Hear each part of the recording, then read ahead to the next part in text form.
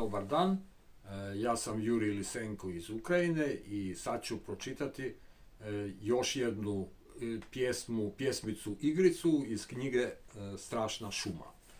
Ova pjesmica igrica zove se Ogledalo.